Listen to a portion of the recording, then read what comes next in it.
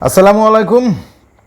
South আফ্রিকার সাথে বাংলাদেশ দল যখন হেরে যায় এরপর আমরা জানি ভারতের Virender Sehwag hard hitter batsman, এতে কোনো সন্দেহ নেই। তিনি যখন খেলতেন আসলে বোলাররা তাকে ভয়ই পেতেন।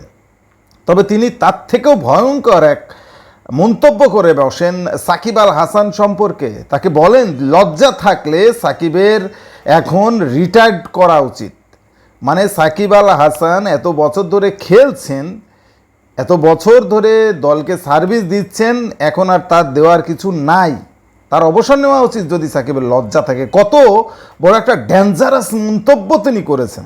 আমি মেনে নিচ্ছি যে সিচুয়েশন অনুযায়ী আসলে সাকিবের আরও দেখে খেলার দরকার ছিল, সিচুয়েশন অনুযায়ী সাকিবের আরও দায়িত্ব নেওয়া উচিত ছিল, তিনি সেটা পারেননি। তাই বলে বীরেন্দ্র সেহবাগ এই ধরনের একটা মন্তব্য করবেন? বয়স হয়ে গেছে, এখন আর ব্যাটে ধার নেই, বলে ধার নেই, খেলার দরকার কি? ব্যাপারটা এমন।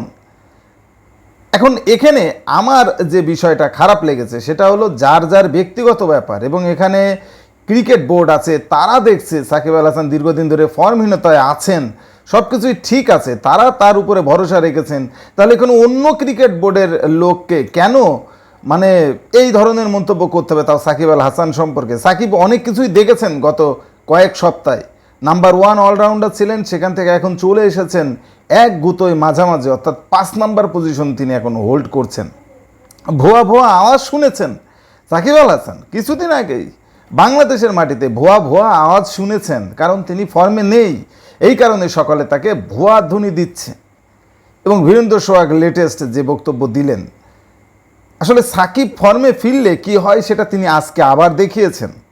এবং বাংলাদেশের ক্রিকেটের জন্য সাকিব আল হাসান তিনি যে কতটা দরকারি, কতটা প্রয়োজনীয় সেটা তিনি আজকে চোখে আঙুল দিয়ে দেখিয়েছেন। একেবারে যেন মনে হলো বীরেন্দ্র সেহবাগের গালে জুতার বাড়ি মেরে দিয়েছেন।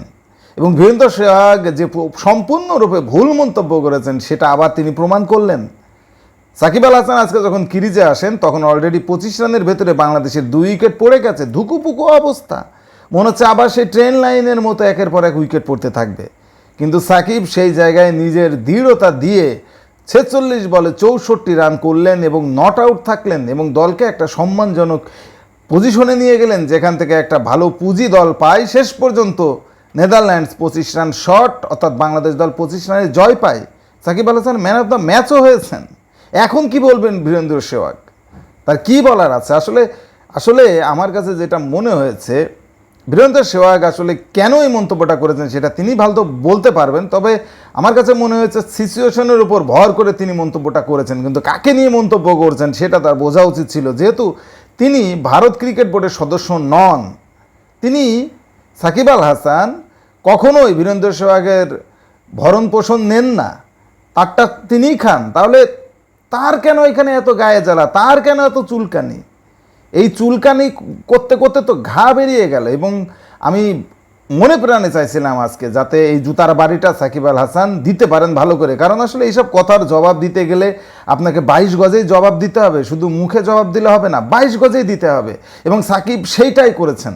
এখনও পর্যন্ত বাংলাদেশের ক্রিকেটে সাকিব আল হাসানের বিকল্প প্লেয়ার তৈরি হয় নাই।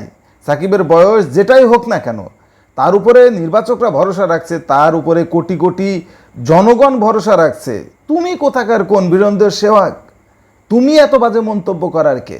সাকিব অবসর নেবে না, কোথায় যাবে, না বেড়াতে যাবে, না কি করবে, না আরও 5 বছর খেলবে, সেটা সাকিব আল হাসানই ভালো বুঝবে। তিনি তো বলেছেন যে আগামী বিশ্বকাপটাও তিনি খেলতে চান। সাকিব আল হাসানই একমাত্র প্লেয়ার যিনি সকল T20 বিশ্বকাপে অংশগ্রহণ করেছেন, একমাত্র প্লেয়ার, হিউজ এক্সপিরিয়েন্স একটা প্লেয়ার।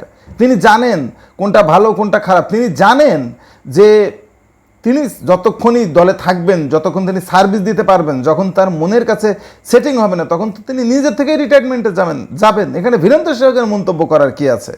দর্শক, আপনিও কি আমার সাথে একমত? বীরেন্দ্র সেহবাগকে কি জুতার বাড়িটা সাকিব জায়গা মতোই দিয়েছে?